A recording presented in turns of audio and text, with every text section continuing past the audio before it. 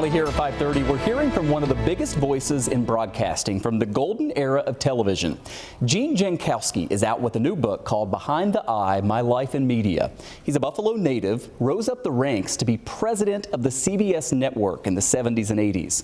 I recently talked to him about his Western New York roots, the state of broadcasting today, and the First Amendment. What was it like growing up in Buffalo in the 1930s, 1940s? God, I had a great childhood. I went to public school in 1969, which I now gather is Houghton Academy. And then I went to St. Joe's Collegiate Institute for the Christian Brothers in high school. And then from there, I couldn't afford to go away, so I stayed and became a day hop at Canisius College, now Canisius University. And the people in Buffalo were terrific. I mean, there's an awful lot of pride in Buffalo that is still demonstrated with the Buffalo Bills Mafia. Yeah. But there was a great feeling of Buffalo. Support Buffalo, it's good for you, when I was a kid growing up. How does a guy who grows up in Buffalo end up as president of a major broadcasting network? Through a series of risk-taking.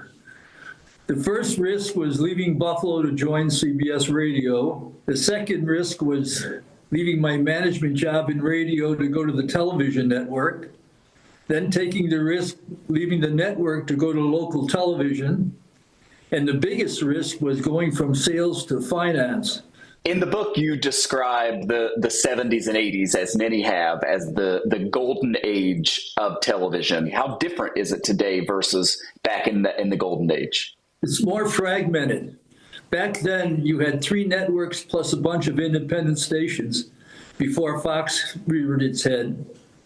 And then now with cable, and you've got a proliferation, and maybe you've got 500 channels.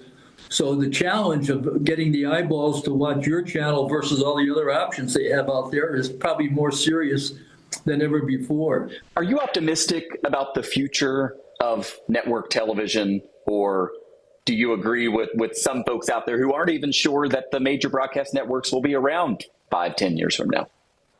No, the network is really made up of 200 local television stations. And those stations are very much an important part of their local community. That's not going to disappear.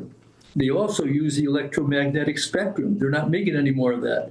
That's a very valuable piece of real estate.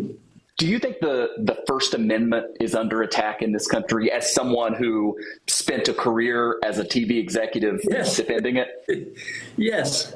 I mean, it's under attack with the cancellation of some programs. What news divisions have, major network news divisions have always had, is integrity. Integrity so that the professional journalists would do their job and just present the facts, and the American audience knew they could trust the information that they were getting from one of the networks. My concern here is that if they try to slant the news and lose that integrity, which is the backbone of every successful media operation, that they'll start to lose their audience. The public will turn them off and start to look for other sources of information. Critics of the network news divisions have said that they have tilted to the left for a long time and that this is a course correction of sorts. Do you buy that? No, I don't. That argument was always there.